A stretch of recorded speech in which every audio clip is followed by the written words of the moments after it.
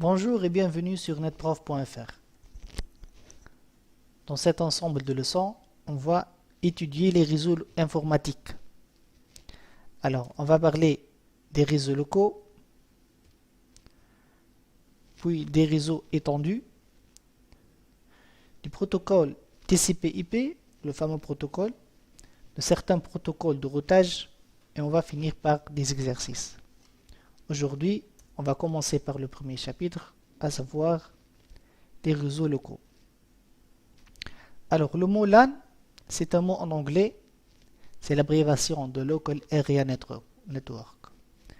En français, on dit réseau local. Mais c'est quoi un réseau d'une façon générale? En quoi consiste-t-il? Le réseau, c'est un ensemble d'entités communicantes. Donc, on a un ensemble de points qui communiquent entre eux et il y a un flux qui circule entre ces entités. Exemple, d'une façon générale, on peut parler du réseau de neurones. Vous savez tous que notre cerveau est formé par un ensemble de neurones. Il y a un ensemble de flux de courants qui circulent entre ces neurones. Le réseau GSM, vous le connaissez tous, et en particulier le réseau informatique, objet de ce cours. Le réseau informatique, c'est quoi? Dans ce cas, l'ensemble des entités, c'est essentiellement les PC, les serveurs, les imprimantes, qui communiquent entre eux un ensemble de flux de données, par exemple des emails, des documents, des images. D'accord? Alors, le réseau local, donc, c'est un réseau informatique qui est géographiquement limité. D'où son nom, réseau local. Donc, la chose qui le caractérise, c'est qu'il est géographiquement limité. Il n'est pas très étendu comme l'Internet, par exemple, mais c'est un petit réseau local. Ok? On peut le trouver, par exemple, dans un immeuble, dans un campus. On peut avoir un petit réseau. Étudions ce schéma, par exemple. Alors là, qu'est-ce qu'on a? On a un ensemble d'entités communicantes dont on a parlé tout à l'heure. Là, par exemple, j'ai un laptop avec une carte réseau sans fil. J'ai un PC. J'ai un routeur. D'accord? Et toutes ces entités communiquent entre elles pour transférer des données. Alors, réellement, malgré qu'il y a de l'Internet ici, mais c'est dans ce cadre seulement que se trouve le réseau local. Si on va parler d'Internet, on sort du réseau local. D'accord? Alors, notre réseau local est caractérisé généralement par le fait qu'il a un haut débit. Donc, on parle généralement, bon, le 10 mégas est mort, mais on trouve typiquement le 100 mégabits par seconde. Ça veut dire que ce PC, par exemple, peut envoyer vers ce laptop 100 mégabits par seconde. Et on trouve aussi, surtout dans le monde des entreprises, le débit du gigabit. Un giga, c'est 1000 fois le méga. Et même, on trouve le 10 gigabits de nos jours dans les entreprises, bien entendu. Alors, quels sont les composants de réseau local? Évidemment, les données, puisque c'est le but d'avoir un réseau local. Les terminaux, comme on a vu, un PC, un ordinateur portable, une imprimante. Donc les données circulent entre les PC. Mais pour faire circuler ces données, on a besoin d'un ensemble de protocoles. C'est quoi un protocole? C'est tout simplement un ensemble de règles qu'on doit suivre pendant l'échange de ces données. D'accord? Et on a aussi besoin d'un ensemble d'équipements qu'on va appeler pour le moment des concentrateurs. Et on va voir ce que c'est que ces concentrateurs qui vont permettre le transfert des données entre les terminaux en utilisant des protocoles. Et bien évidemment, on aura besoin d'un support physique, par exemple comme le câble. Alors les terminaux, comme je l'ai déjà dit, sont les PC, les imprimantes, vous le connaissez tous, avec la remarque qu'on a toujours besoin d'une carte réseau pour interfacer ce PC par exemple avec le support physique. La carte réseau, vous le savez tous, elle a cette forme. Donc on trouve ici ce connecteur qui a un format assez spécial. C'est un format standard appelé RJ45. Alors on a besoin aussi du support physique comme la paire torsadée, la fibre optique, le câble coaxial ou bien l'infrarouge. Parlons de la paire torsadée. C'est quoi la paire torsadée? Donc en fait c'est un câble en cuivre mais qui est formé de 8 fils. Ça c'est la première paire, deuxième paire, troisième paire, 4 paires. Alors 4 fois 2 ça fait 8 fils. Pourquoi elle est appelée torsadée? Parce que comme son nom l'indique, vous voyez dans l'image que ces paires sont torsadées et ceci pour des raisons pour optimiser le transfert des données en matière de qualité et de vitesse. D'accord? Alors, tous ces fils de cuivre vont entrer dans ce connecteur RJ45 dont je vous ai déjà dit, qui va lui-même entrer dans ce connecteur femelle. Ça c'est le connecteur RJ45 mâle. Vous voyez bien les 8 fils. Alors, les 8 pins ici sont numérotés de 1 à 8, de droite à gauche, si on tient le connecteur dans ce format.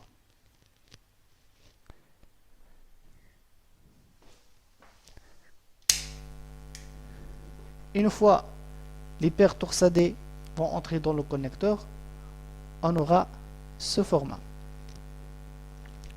Vous voyez bien, de 1 à 8, ça c'est le premier bout du câble, ça c'est le deuxième bout du câble, et les paires ne sont pas entrées dans le connecteur comme ça au hasard, mais il y a un code couleur à suivre.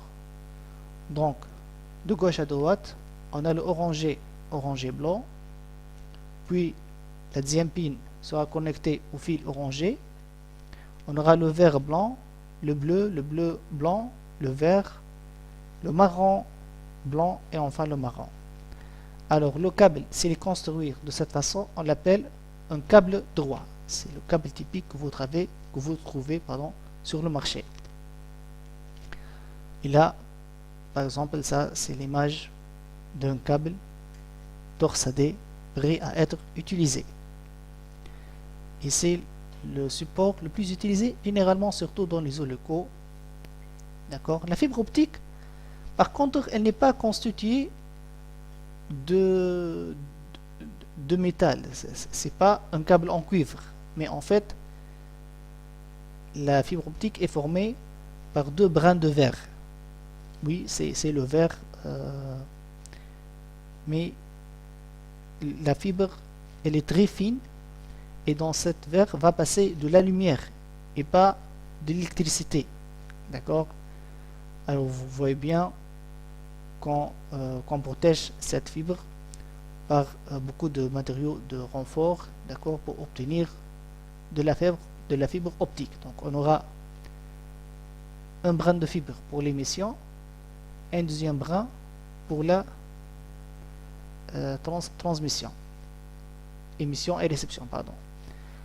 Par contre, pour ces 8 fils de cuivre, en fait, on ne les utilise pas tous pour le transfert de données, mais on n'utilise que la moitié.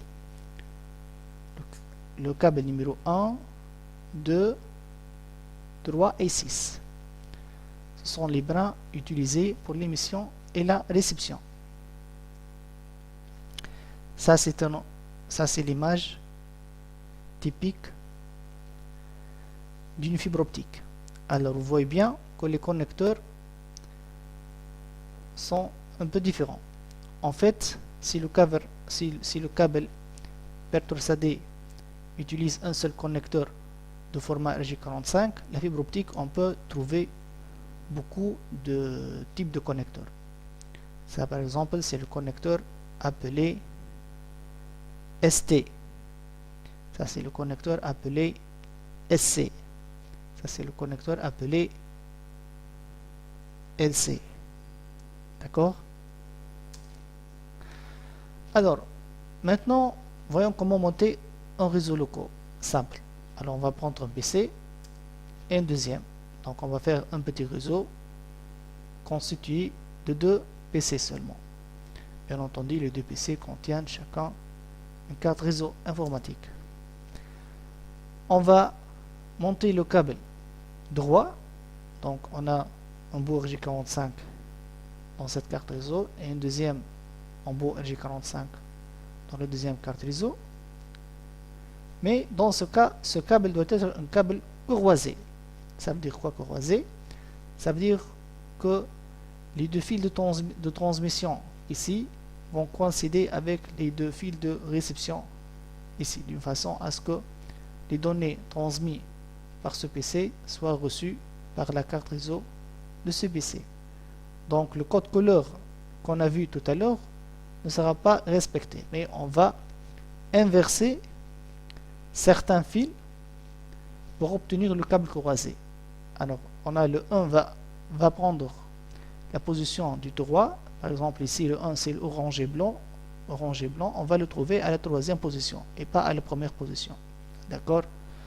Émission dans la réception. Et le 2 dans le 6. L'oranger, il était dans la 2e position. Maintenant, on le trouve à la 6e position. Et on va faire bien sûr l'inverse pour le câble vert. D'accord? Donc, ça on l'appelle le câble croisé. Il est utilisé si on va connecter 2 PC directement. Alors, vous voyez bien ici que ces 2 PC maintenant sont connectés, ils vont commencer à s'échanger des données. Mais il y aura toujours le risque que les 2 PC envoient des données en même temps. Dans ce cas, l'information envoyée sur le support physique, elle ne sera pas comprise, elle n'aura aucune valeur. On aura ce qu'on appelle une collision, parce que les 2 signaux électriques vont se heurter et donc l'information perdra sa valeur. Et si on a une collision, donc on va perdre des données. D'où le besoin d'un protocole, un ensemble de règles qui contrôle l'accès aux médias, pour qu'on soit sûr que l'information envoyée est bien reçue sans avoir une collision. Alors ce protocole est le protocole appelé CSMA-CD, en anglais CSMA Carrier Sense Multiple Access. Ça veut dire qu'il permet l'accès multiple, mais avec écoute de la porteuse. Ça veut dire quoi? Ça veut dire qu'une station écoute le support physique, qui est le câble, pour déterminer si une autre station est en train de transmettre les données ou bien non.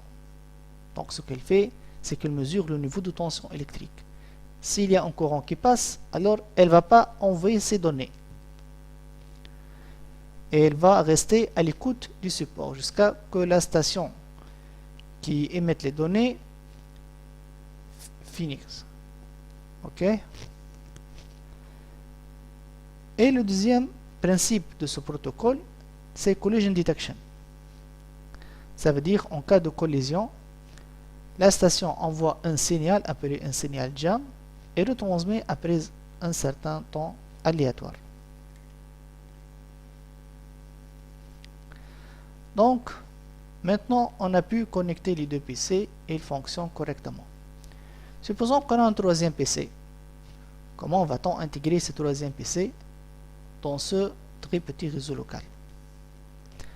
Déjà, le câble est connecté entre les 2 cartes réseau et la 3e carte réseau. Comment va-t-on la connecter? D'où le besoin d'un concentrateur, quelque chose qui va rassembler toutes les machines. Alors le concentrateur, il a généralement cette forme, d'accord? Donc on va connecter toutes les machines. Donc vous voyez bien qu'il possède beaucoup d'interfaces RJ45, d'accord?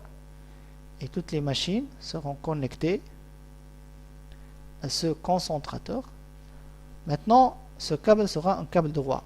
On n'a pas plus besoin d'un câble croisé parce que c'est le concentrateur lui-même qui va envoyer l'information, d'accord, d'un PC à un autre. Donc ça, on est bien d'accord, c'est un câble droit, ce n'est plus un câble croisé. Alors ce concentrateur, la première génération de ces concentrateurs est appelée hub. D'accord? Donc le hub c'est quoi? Le hub c'est vraiment, il est trop bête, il reçoit de l'information, il la transmet à tous les ports, d'accord? D'une façon à ce que toutes les machines reçoivent l'information. Une seule machine bien sûr, généralement qui est concernée par cette information, elle va prendre l'information et les autres machines vont ignorer le message. Mais vous voyez bien, l'inconvénient de cette machine, c'est que quand le nombre des machines augmente, c'est comme si on avait beaucoup de personnes dans une même chambre. Alors ces personnes vont parler, mais à un certain moment, on ne va plus entendre ce que disent l'autre parce qu'il y a beaucoup de bruit. D'accord? Donc l'inconvénient, c'est que quand le nombre de machines sur un hub augmente, le nombre de collisions va augmenter et on n'arrive plus à écouter correctement l'information envoyée par les machines. D'où le besoin d'un autre type de concentrateur. Si on revient à l'exemple de la chambre, par exemple, on va dire qu'on va mettre des séparateurs entre chaque deux personnes qui parlent ensemble. D'accord? De telle façon à ce que le bruit de ces deux personnes, par exemple, n'arrive pas à ces deux autres personnes. Donc on a besoin de notre concentrateur qui fait presque la même chose. Le hub, je rappelle, ce qu'il fait, c'est qu'il reçoit de l'information sur un port et la diffuse sur tous les autres ports, sans savoir qui est concerné par cette information. Alors on a besoin de limiter le bruit, comme on a dit que les hubs, ils ont une bande passante partagée et le risque de collision est très important. Donc on a besoin d'un autre concentrateur qui a une bande passante dédiée par port. D'accord? Ces concentrateurs, on les appelle des commutateurs, ou bien en anglais sont appelés des switches. Alors la cascade, c'est quoi une cascade?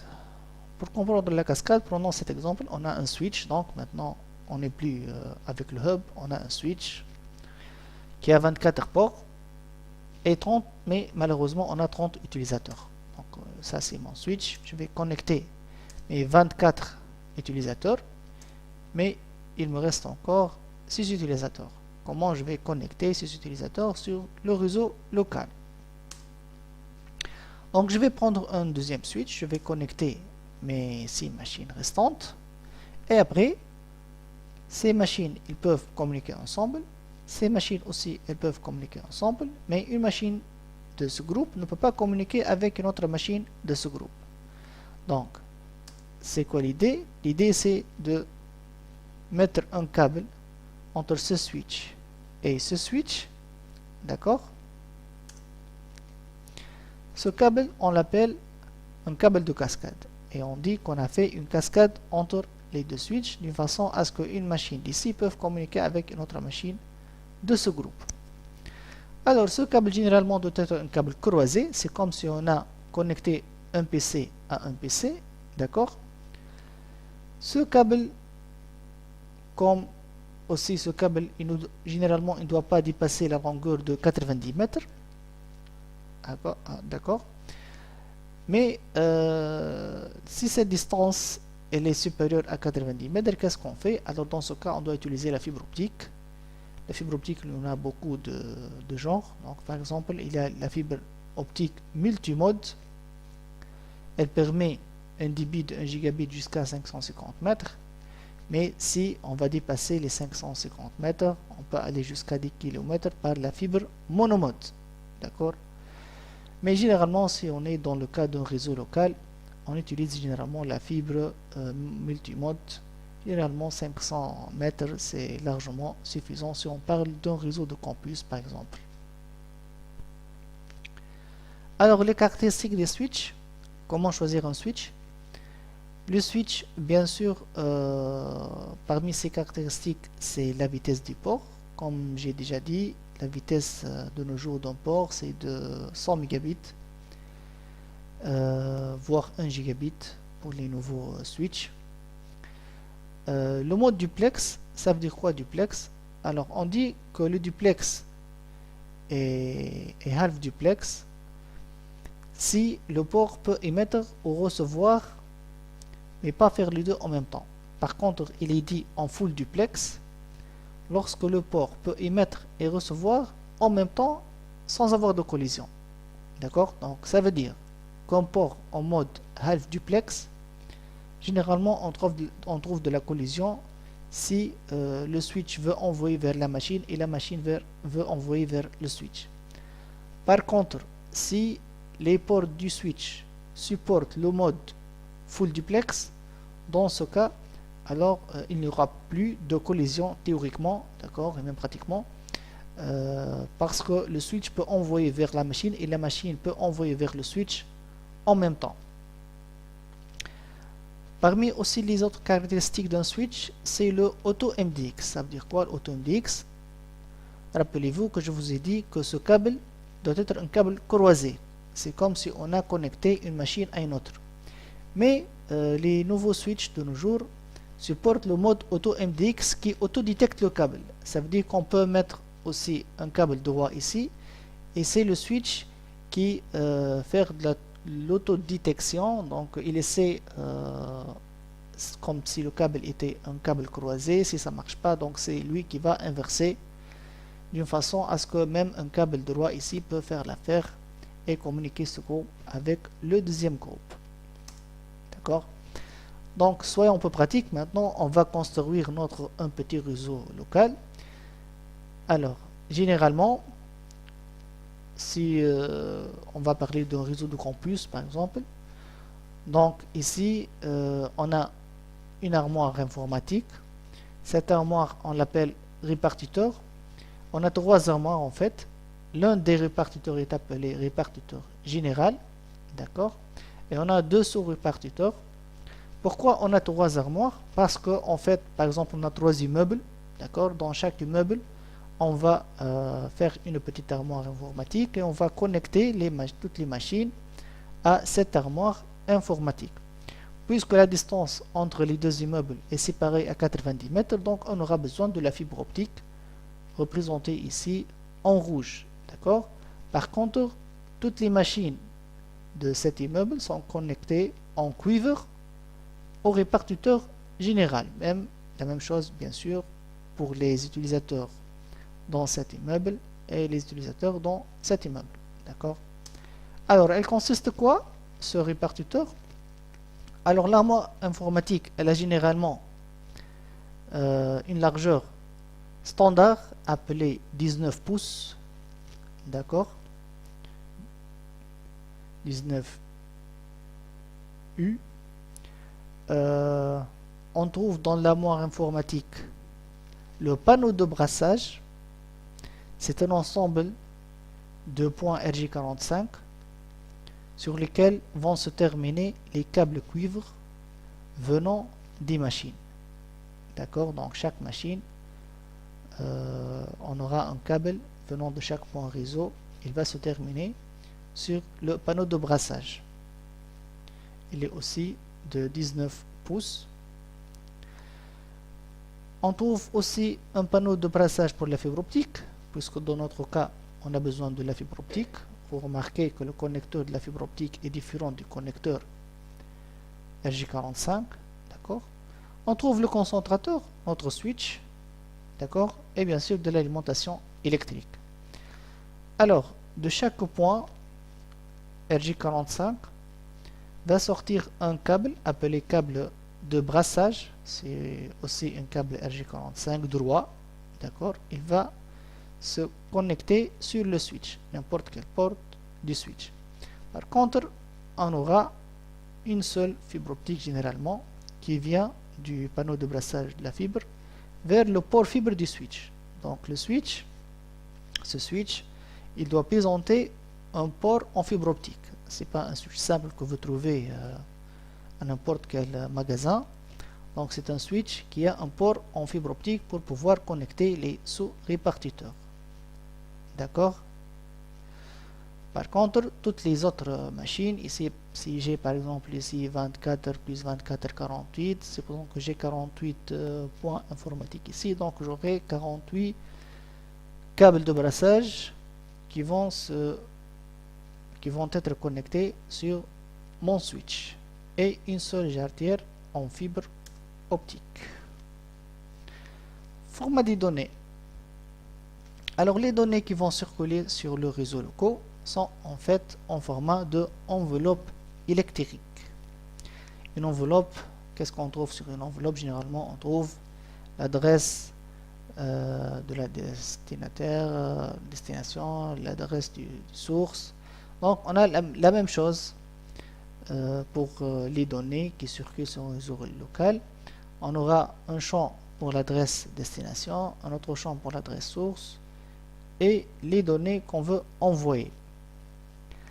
Alors, l'adresse utilisée par le switch pour commuter les trames sur le réseau local est appelée une adresse MAC. C'est quoi cette adresse MAC? En fait, c'est une adresse universelle. Ça veut dire qu'on ne peut pas trouver de machines qui ont la même adresse MAC dans le monde. Elle est écrite en hexa, bien que réellement c'est du binaire. Par exemple, si mon PC possède cette adresse MAC, alors ça c'est le format en hexa, mais réellement en binaire ça donne ce format. D'accord, ça c'est en binaire et ça c'est en hexa. Généralement on l'écrit en hexa pour ne pas écrire une longue phrase. Alors, comment trouver l'adresse MAC de votre machine? Il suffit de taper ipconfig/all. Je vais le faire ici par exemple. Je vais ouvrir la boîte de commande cmd et je vais écrire ipconfig/all.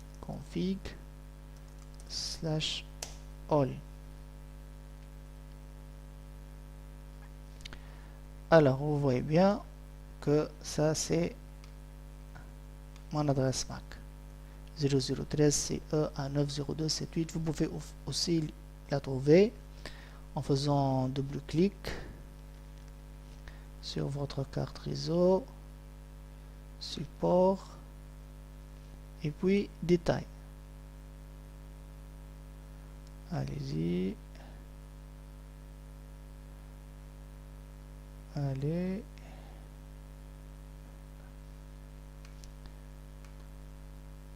Et ben voilà ma machine qui se plante. Alors, c'est pas grave.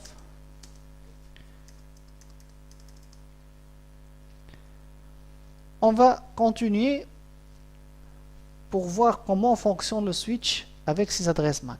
Alors là, on a un switch. On va supposer qu'il a 4 ports, d'accord? Sur le troisième port, j'ai la machine A, la machine C.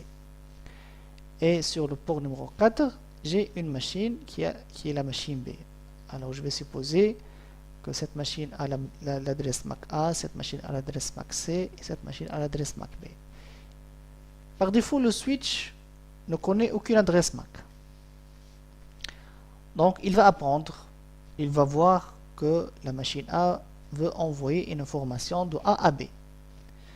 Donc il va voir le champ MAC source. Alors il va trouver la MAC source CA qui vient sur le port 3. Donc il va écrire dans une table interne qu'on appelle une table de commutation que l'adresse MAC A se trouve sur le port 3.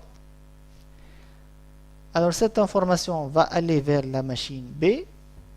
Il peut lire qu'elle va lire à la machine B, mais il n'a pas encore une entrée dans sa table